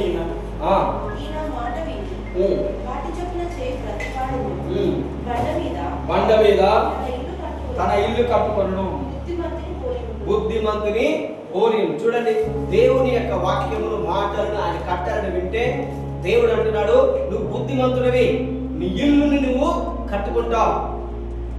బుద్ధి లేని వాళ్ళు, జ్ఞానం లేని వాళ్ళు, తెలివి లేని వాళ్ళు వారి యొక్క ఇల్లులను పీకేసుకుంటున్నారు, చెడిపోతున్నారు, దూరం అయిపోతున్నారు. ప్రేమ అనేది ఉండట్లేదు బుద్ధి లేనటువంటి వ్యక్తులు. కానీ ఎవడైతే దేవునికి భయపడతాడో వారి యొక్క కుటుంబాన్ని దేవుడు కడతాడు, నిర్మిస్తాడు. ఆయనే నిర్మిస్తాడు. దేవుడు ఏం చేస్తాడు? మన కుటుంబాన్ని నిర్మిస్తాడు. తర్వాత మన చెడు ప్రవర్తన, చెడ్డ ప్రవర్తన ఏదైనా నీలో ఉంటే నీకు తెలియకుండా ఆటోమేటిక్గా అది నీలో నుండి వెళ్ళిపోతుంది. మనం ప్రార్థన కూడా చేయనవసరం లేదు, మనము ప్రార్థన కూడా చేయనవసరం లేదు. ఒక అంకుల్, నేను విన్నాను, ఒక అంకుల్ చెప్పిండు, నేను యేసు ప్రభువుని అంగీకరించక ముందు పొద్దున లేచిన దగ్గర నుంచి పడుకునేంత వరకు డబ్బీల మీద డబ్బీలు సిగరెట్లు తాగేవాడు, పడుకునే రాత్రి వరకు నేను మందు త్రాగేవాడు. కానీ యేసు ప్రభువుని ఎప్పుడైతే నా సొంత రక్షకునిగా అంగీకరించి ఆయన నా యొక్క హృదయంలోకి వచ్చిండో నాకు తెలియకుండానే ఆటోమేటిక్గా నా యొక్క చెడ్డ ప్రవర్తన నాలో నుండి దూరం అయిపోయింది. అది చూద్దామన్నా నాకు ఇసుకు పుట్టేది, విరక్తి. ఏమొచ్చేది? విరక్తి. అదంటే నాకు అసహ్యం కలిగేది. చెడ్డ ప్రవర్తన నీకు తెలియకుండానే నీ నుండి దూరం అయిపోతుంది. ఏమవుతుంది? మనకు తెలియకుండానే దూరం అవుతుంది, తెలియకుండానే దూరం అయిపోతాయి. ఈవెన్ ఇప్పుడు మనము ఎప్పుడైనా బస్సులో వెళ్ళినప్పుడు, ఎక్కడికైనా ఇంటికైనా వెళ్ళినప్పుడు, అక్కడ ఉండాల్సి వచ్చినప్పుడు అక్కడ ఉన్నటువంటి పిల్లలు టీవీ పెడతారు, సినిమాలు పెడతారు. బస్సులలో ఈ మధ్య సినిమాలు కూడా పెడతారు. అవి ఎప్పుడైతే మనం నిద్రపోవాలనిపిస్తే పడుకోలేక అప్పటికి లేచి అది ఏందో చూద్దామని చూస్తే తర్వాత నుంచి ఎంత హెడేక్ వచ్చేదంటే నాకు విపరీతమైన హెడేక్. అది ఇక ఎప్పుడైనా అలాంటి వాటి దగ్గరికి వెళ్ళకూడదని నేను వెళ్ళను. ఇంకా చూడను, ఏమవుతుంది? హెడేక్, తలనొప్పి వస్తుంటుంది. సో ఆ చెడు ప్రవర్తన దేవుడికి లోబడినప్పుడు, పరిశుద్ధాత్మ దేవుడు మనలో ఉన్నప్పుడు అది మన మైండ్కి వస్తుంటుంది కదా, వ్యర్థమైనది. అప్పుడు మన యొక్క మైండ్ ఏమవుతుంటుంది? తక్కువలేదు, వ్యర్థమైనది. చెడుని మనల్ని, చెడు మనది ఏం చేస్తుంది? ఏదైనా ఒకటి కాలుస్తుంటే అక్కడ నువ్వు ఉంటావా? నీకు ఉండాలనిపిస్తుంది కదా. అదేవిధంగా నేను అది చూస్తున్నా పోలేదు, నా కన్నులు నా యొక్క మైండ్ ఊరిక నొప్పి, వెంటనే ఇదంతా పాపమా, దేవునికి అసహ్యమైనది ఇది, ఈ లోకంలో ఆచరించేది ఇది, మనకెందుకు ఇది మనకెందుకు? హల్లెలూయా. సో చెడు ప్రవర్తన, వ్యర్థమైన ప్రవర్తన అది మనల నుండి వెళ్ళిపోతుంది. ఎప్పుడు?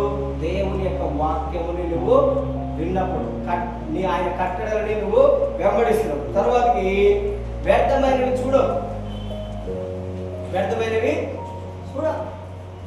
ఎవరి బిడ్డలు చాలా మంది చెడ్డ పనికిరాని వారి జీవితాన్ని పాడు చేస్తే చూస్తూ ఉంటారు. కారణం ఏంటిదంటే దేవుని యొక్క వాక్యం ఏమున్నది? చూచుట చేత కన్ను తృప్తి పొందట్లేదు. మరలా చూడాలి, వ్యర్థమైనవి చూడాలి, తినాలి, తాగాలి, అదే ఆలోచన వస్తుంది. కానీ దేవుని యొక్క వాక్యం ఎవడైతే గైకొంటాడో, ఎవడైతే వెంబడిస్తాడో వారిలో నుండి ఈ వ్యర్థమైనవి చూడకుండా, దేవుని యొక్క వాక్యం వ్యర్థమైన వాటిని చూడకుండా నా కన్నులను త్రిప్పివేసింది దేవుడు, నా కన్నులకైనా వెలిగించింది. వ్యర్థమైనవి చూస్తుంటే మన కన్నులకు గుడ్డితనం వస్తుంది. ఏమొస్తుంది మన కన్నులకి? నీకు గుడ్డితనం కలుగుతుంది, నీకు వెలుగు కనబడదు, ప్రార్థన చేయలేవు, దేవుని యొక్క స్వరం వినలేవు. కారణం ఏంటిది? వ్యర్థమైన నువ్వు చూస్తున్నావు, వ్యర్థమైన వింటున్నావు, అవి నీలోకి వచ్చినాయి. అవి నీలో ఉన్నంత కాలము మంచిది కనుక కనిపిస్తుందా? దేవుని యొక్క వాక్యం నీలో ఎలా స్టోర్ అవుతుంది? కాదు. అందుకనే వ్యర్థమైనవి చూడకుండా దేవుని యొక్క వాక్యం మనల్ని కాపాడుతుంది. దేవుని యొక్క వాక్యం నిన్ను బ్రతికించడం మాత్రమే కాదు, దేవుని యొక్క వాక్యం నిన్ను కాపాడుతుంది. పాపం చేయకుండా, చెడ్డవాటిని చూడకుండా, చెడు పనులు చేయకుండా, దుర్మార్గుల చేత కలిసి నివసించకుండా దేవుని యొక్క వాక్యం నిన్ను హెచ్చరిక చేస్తుంది, హెచ్చరిస్తుంది. ఇది చూడకూడదు, ఇది వ్యర్థమైనది, నీ యొక్క ఆత్మీయ జీవితాన్ని అది కృంగతీస్తుంది. నీ యొక్క ఆత్మలు నువ్వు చచ్చిపోతుంటావు, నశించిపోతుంటావు, కృషించిపోతుంటావు. కనుక మన శరీరానికి ఏదైతే అవసరమై ఉంటుందో అది తింటేనే మన శరీరం ఏం చేస్తుంది? ఎదుగుతుంది. అదేవిధంగా నీ యొక్క ఆత్మ ఎదగాలంటే ఏది నీ లోనికి వెళ్ళాలో అది వెళ్ళినప్పుడే నీ ఆత్మ ఎదుగుతుంది. ఏది పడుతుంది నీ లోనికి, నీ మనసులోనికి వచ్చిందనుకో నీ ఆత్మ ఎదగదు. హల్లెలూయా. గట్టి చెప్పండి, హల్లెలూయా. ఎవరైనా చాలా మంది చెప్తుంటారు, చెడ్డ మాటలు విన్నప్పుడు వాళ్ళ యొక్క మనసు ఏమైపోయిందంటారు? నా మనసు బాగలేదు, నా మైండ్ బాగలేదు. కారణం ఏంటిది? ఏం విన్నారు వాళ్ళు? చెడ్డ మాటలు విన్నారు. అది వాళ్ళు ఏం చేస్తుంది? అది ఈ లోపల ఏం చేస్తుంది? వాళ్ళ యొక్క లోపలికి ఏదైతే వెళ్ళిందో అది ఎక్స్టర్నల్ గా కనిపిస్తుంది, కానీ దేవుని యొక్క వాక్యము నీలోకి వెళ్ళిందనుకో చెడు అంతా మనకి అసహ్యమైంది, కొట్టివేయాలనిపిస్తుంది. ఇది ఎలా తెలుస్తుంది అంటే ఎక్స్పీరియన్స్. ఎలా తెలుస్తుంది మనకు? ఎక్స్పీరియన్స్ లేకుండా ఏది కూడా నీ లైఫ్లోకి రా. ఇప్పుడు నేను చెప్తున్నా, బస్సులో వెళ్ళేటప్పుడు ఏదైనా చూసిన వెంటనే నాకేమొస్తుంది? హెడేక్. ఎక్స్పీరియన్స్, అనుభవం. చెడు పనులు చేయకుండా దేవుడు మనకు రెడ్ సిగ్నల్స్ పెడుతుంటాడు మన లైఫ్లో. కొన్నిసార్లు మనం చేసేటటువంటి మిస్టేక్స్ వలన మన శరీరంలో ఇబ్బంది కలుగుతుంది.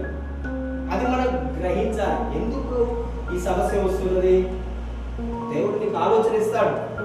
ఎందుకు ఈ ఇబ్బందులో ఉంటున్నాను? కారణం ఏంటి? నా మిస్టేకా? నేనేమైనా చేయకూడదని చేశానా? నేనేమైనా మాట్లాడకూడదని మాట్లాడానా? నేను వెళ్ళకూడని దగ్గరికి వెళ్ళానా? నేను చెప్పకూడదని చెప్పానా? అందువలన నా మీద ఏమైనా ఎఫెక్ట్ కనిపిస్తుందా?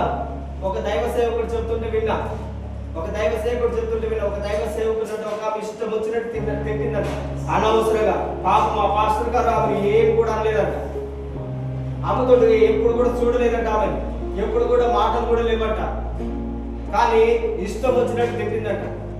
ఆమె తర్వాతకి ఫోన్ చేసి చెప్పింది, పాస్టర్ గారు నాకు తెలియకుండా మీకు తెలియకుండా నేను చెడ్డ మాటలు పలికాను, దాని యొక్క ఫలితం నా కుమార్తె చనిపోయింది. అందుకనే వ్యర్థమైనవి మనం చేయకూడదు, వ్యర్థమైనవి మనం మాట్లాడకూడదు. ఒకరి గురించి మనం ఎప్పుడు కూడా చెడు మాట్లాడకూడదు, ఎవరి గురించి అయినా. ఒకవేళ ఆ పాస్టర్ గురించి ఆ పాస్టర్ గురించి వారి యొక్క వ్యక్తిగత జీవితం మీకు తెలిసినప్పటికీ కూడా మనము ఎక్స్పోజ్ చేయకూడదు. మనం ఎక్స్పోజ్ చేయకూడదు. అది మనకు ఇబ్బంది. ఒకవేళ అది నీ మైండ్లో ఉంటే దాన్ని డిలీట్ చేయి ఫస్ట్. ఎందుకంటే వాళ్ళ మాటలు వినేవాళ్ళు చాలా మంది ఉంటారు, వాళ్ళ వాక్యం చెప్తే వినేవాళ్ళు చాలా మంది ఉంటారు. కానీ మనం చెప్పినటువంటి ఆ మాట వాళ్ళకి నెగిటివిటీని తీసుకొస్తారు. వాళ్ళు ఎమ్మటే వీళ్ళ క్యారెక్టర్ని డిసైడ్ చేస్తుంటారు. డేంజర్.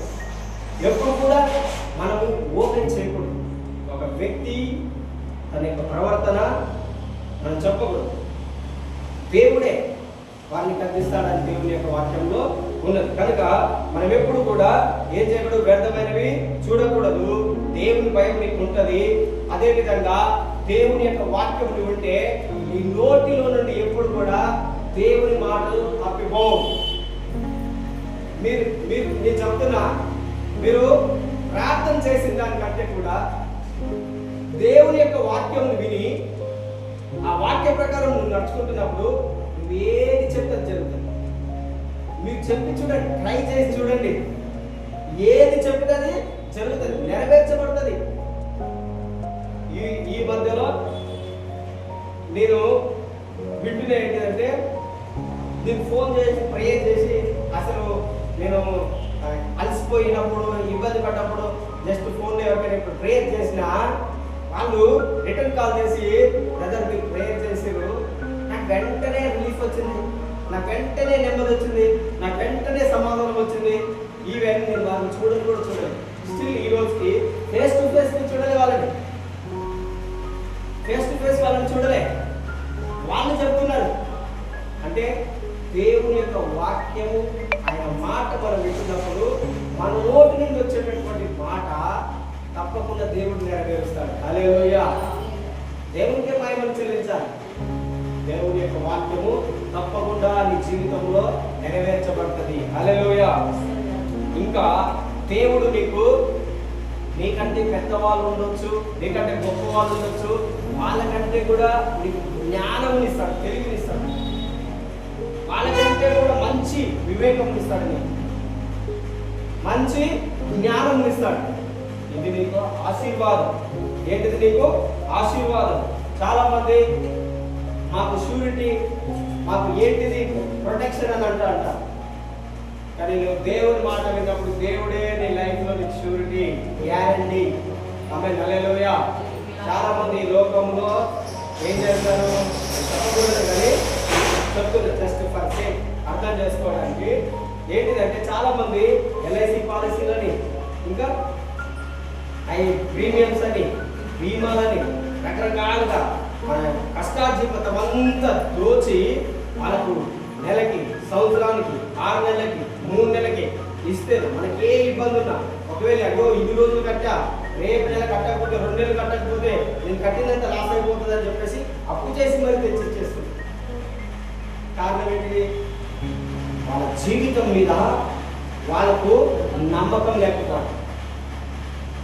రేపటినాడు ఏమవుతుందో భయం, దిగులు. రేపటినాడు ఏమవుతుందో. దేవుని యొక్క వాక్యంలో ఉన్నది. దేవుని యందు భయభక్తులు కలిగిన పిల్లలకి సింహం పిల్లలైన ఆకలి కొంటే ఏమో, సింహం పిల్లలైనా ఏం లేకుండా ఎదురు చూస్తే కానీ దేవుని ఆశ్రయించిన వారికి, దేవుని పిల్లలకు ఏది కూడా కొదవ ఉండదు. హల్లెలూయా.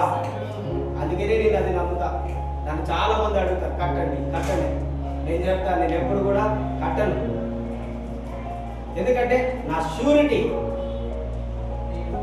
నాకు ఇచ్చేవాడు, నాకు సహాయం చేసేవాడు, నా కోట, నా ధనము, నా నిధి దేవుడే. అంటే నేను కట్టే వాళ్ళని వ్యతిరేకించట్లేదు, కానీ అన్నిటికంటే ముఖ్యంగా మన యొక్క షూరిటీ దేవుడై ఉండాలి. నీ నమ్మకము దేవుడై ఉండాలి. దేవుడు చెప్పింది, నీ రాకపోకలలో నేను కాపాడుతాను. మనం నమ్మాలి. నీకు ఎండ దెబ్బ తగలనియను, నీకే కీడు రానియను, ఏ అపాయం నీ ఇంటికి రాదు, నీ పిల్లలను కాపాడుతాను, నీ భార్యని, నీ కుటుంబాన్ని, నీకున్న సమస్తముని నేను కాపాడుతాను. దేవుడు వాగ్దానం చేసింది. మరి ఇవన్నీ వింటున్నాం, అయినప్పటికీ లోకంలో నడిచినట్టే మనం నడుస్తున్నాం, లోకంలో ఉన్నట్టే ఉంటున్నాం. అంటే ఇది చేయొద్దని నేను చెప్పట్లేదు, చేయాలి, అది మంచిదే, ఒకసారి మనకు ఉపయోగకరంగా ఉంటుంది. కానీ చాలా మంది దేన్ని ట్రస్ట్ చేస్తారని చెప్తున్నారు, దేన్ని నమ్ముతున్నారు, దేవుని కంటే దీనిని ఎక్కువ నమ్ముతున్నారు. రేపటినాడు మీకు లేకపోయినా ఇవైనా వారికి వస్తాయేమో, అవి వస్తే వాడు పాడు చేస్తాడేమో తెలియదు, మీకు తెలియదు, పాడైపోతాడేమో తెలియదు. నువ్వు ఇది కడుతున్నానని చెప్తున్నావు కానీ దేవుని ఎందుకు భయభక్తులు నేర్పించట్లేదు. దేవుని ఎందుకు భయభక్తులు నేర్పించిన వారి కుటుంబం మీరు చూడండి, వాడు తరతరములు ఆశీర్వదించబడినాడు. ఒక సైంటిస్ట్, గొప్ప సైంటిస్టు రెండు కుటుంబములను గురించి చెప్పిండు. వీలైతే వచ్చే ఆదివారం నేను మీకు చెప్తా. రెండు కుటుంబములను గురించి చెప్పిండు. ఒకరేమో దేవుని ఎందుకు భయభక్తులు కలిగిన వాడు, ఒకరి కుటుంబమే దేవుడు అంటే లేడు, దేవుడు ఎందుకు భయభక్తులు లేవు, అసలు ఏమీ లేదు అనేటటువంటి వ్యక్తి. ఆ కుటుంబం ఎన్ని సంవత్సరములు ఉన్నది, ఈ కుటుంబం ఎన్ని సంవత్సరములు ఉన్నది, ఆ కుటుంబం ఎలా ఆశీర్వదించబడింది, ఈ కుటుంబం ఎలా ఆశీర్వదించబడింది, అది మనం గమనిస్తాం. వచ్చే ఆదివారం నేను చెప్తాను. దేవుని ఎందుకు భయభక్తులు కలిగిన వాడి కుటుంబం ఎలా ఉంటుంది. అబ్రహాం కుటుంబం చూడండి, అబ్రహాం దేవుని మాట విన్నాడు, దేవుని ఎందుకు భయభక్తులు కలిగి ఉన్నాడు. నేటికి ఇన్ని తరములు, ఇన్ని కుటుంబములు దేవుడు ఆశీర్వదిస్తూనే ఉన్నాడు. దేవుడు చెప్పిన వాక్యం ఏంటిది, ఆకాశ నక్షత్రముల వలె, ఇసుక రేణువుల వలె నీ సంతానం విస్తరిస్తుంది అన్నాడు. దేవుడు మాట విన్నాడు. ఆయన చూడలేదు, ఆయన చూసింది ఒక్క ఇస్సాకునే, ఆయన చూసింది ఇద్దరి యాకోబు ఏశావుని. కానీ యాకోబు పట్టినటువంటి 12 మంది పిల్లలను ఇంకా చూడలేదు. కానీ దేవుడు వాగ్దానం చేసిండు, నేటికి ఈ రోజు నీ యొక్క స్థితి నీకు కనబడకపోవచ్చు, దేవుడు వాగ్దానం చేసింది. కానీ నీకు కనిపించేలాగా చేస్తాడు దేవుడు. కానీ నీ పిల్లలు అనుభవిస్తారు, నీ పిల్లలు అనుభవిస్తారు, వారి తరతరములు వర్ధిల్లుతుంటాయి. ఒకవేళ ఇక్కడే నాకేం కనిపిస్తలేదు, దేవుడు నాకేం చేస్తున్నాడు, నేనెందుకు ప్రార్థన చేయాలి, నేనెందుకు వాక్యం చేయాలి, అందరూ ఉన్నట్టు నేను కూడా సరిపోతుందా? ఎట్లాగో వాళ్ళకి జరిగిందే నాకు జరుగుతుంది. సొలొమోను ఏం చెప్తాడు, అంతా వ్యర్థం, నాకున్నదే వాళ్ళకున్నదే. లేనివాడు చచ్చిపోతున్నాడు, ఉన్నవాడు చచ్చిపోతున్నాడు. లేనివాడు బ్రతుకుతున్నాడు, ఉన్నవాడు బ్రతుకుతున్నాడు. కానీ లేనివాడేమో మామూలుగా ఉంటున్నాడు, నేనేమో ఐశ్వర్యంతో ఉంటున్నా. కానీ ఇద్దరం చచ్చిపోయినప్పుడు ఒకే దగ్గరికి వెళ్ళిపోతుంది. అంతా వ్యర్థం, శూన్యం అన్నాడు. అంత ఏంటిది? వ్యర్థం. మనకు లైఫ్లో మన యొక్క పెట్టుబడి అయినా, మన యొక్క షూరిటీ అయినా, మన యొక్క నమ్మకమైనా దేవుని కంటే ఏది కూడా నువ్వు ఎక్కువ నమ్మకూడదు. ఏం చేయకూడదు? దేవుని కంటే ఎక్కువ దేని కూడా నువ్వు నమ్మకూడదు. దేవుడే నీకు సమస్తమై ఉండాలి. హల్లెలూయా. అప్పుడు దేవుడు నిన్ను ఏం చేస్తాడు? హెచ్చిస్తాడు. దేవుడు ఏమన్నాడు? నన్ను కనపరచండి, నేను మిమ్మల్ని కనపరుస్తాను. నువ్వు దేవుని కనపరచు. నీ చదువులోనైనా, నీ ఉద్యోగంలోనైనా, నీ వ్యాపారంలోనైనా, నువ్వు ఎక్కడున్నా, ఏ పని చేస్తున్నా నువ్వేం చేయి? దేవుని కనపరచు. అప్పుడు దేవుడు నిన్ను కనపరుస్తాడు. నిన్ను కనపరిచేది దేవుడే. ఈ లోకంలో ఉన్న వాటిని, ఈ లోకంలో ఉన్న దానిని, ఈ లోకంలో ఏదైతే ఉంటున్నాయో, గొప్పగా ఉంటున్నాయో వాటిని కనపరచకండి. దేవుని యొక్క వాక్యమును, ఆయన కట్టడని, ఆయన ఆజ్ఞలను ఎవడైతే సరిగ్గా వెంబడిస్తాడో అలాంటి వ్యక్తి మాత్రమే దేవుని కనపరుస్తాడు. హల్లెలూయా. వారి కుటుంబము నిత్యము నిలకడగా ఉంటది. ఎలా ఉంటది? కదలక సియోను కొండ నిత్యము నిలిచినట్టు యెహోవా యందు భయభక్తులు కలిగిన కుటుంబము నిత్యము నిలుస్తుంది అన్నాడు. అదే విధంగా యెరూషలేము చుట్టూ పర్వతములు ఏ విధంగా ఉన్నాయో, దేవుని యందు భయభక్తులు కలిగిన వారి చుట్టూ నేను ఉంటానన్నాడు దేవుడు. హల్లెలూయా. ఏ విధంగానైతే దేవదూతలు తోడుగా ఉన్నాయో అదే విధంగా నీకు కూడా, నీ చుట్టూ కూడా దేవదూతలు ఉంటాయి. నీ మార్గములలో, నీ పాదములకు రాయి తగలకుండా ఆయన ఎత్తి పడతాడు. ఏ కీడు రానియడు, ఏ అపాయం రానియడు. ఆయనే నీ చుట్టూ, జకర్యా గ్రంథంలో 2:5 ఉంటుంది, ఆయన నీ చుట్టూ అగ్ని ప్రాకారము వలె ఉంటాడు. హల్లెలూయా. యోబు చుట్టూ ఏ విధంగానైతే అగ్ని కంచె వేసి ఉన్నాడో అదే విధంగా నువ్వు దేవుని యందు భయభక్తులు కలిగి ఉంటే నీ కుటుంబం చుట్టూ, నీ పిల్లల చుట్టూ, నీ భర్త చుట్టూ, నీ భార్య చుట్టూ, వారి ప్రయాణముల చుట్టూ, వారు ఎక్కడికి వెళ్ళినా దేవుడు వారి చుట్టూ అగ్ని ప్రాకారం వలె ఉంటాడు. హల్లెలూయా. నా చుట్టూ దేవుడు అగ్ని ప్రాకారం వలె ఉంటాడు. మన చుట్టూ దేవుడు, మన కుటుంబం చుట్టూ అగ్ని ప్రాకారం వలె ఉంటాడు. హల్లెలూయా. దేవుడు నేను ఎక్కడికి వెళ్ళినా కాపాడుతున్నాడు. అదే విధంగా మనం ఎక్కడికి వెళ్ళినా దేవుడు కాపాడుతాడు. ఎప్పుడు దేవుని యొక్క వాక్యమును, ఆయన కట్టడని, ఆయన మాటలని మర్చిపోకుండా మనం వెంబడిస్తున్నప్పుడు, ఆయన వాక్యాలను వెంబడిస్తున్నప్పుడు దేవుడు తప్పకుండా ఈ కార్యములను మీ జీవితంలో జరిగిస్తాడు. దేవుడి వాక్యములు దీవించును గాక.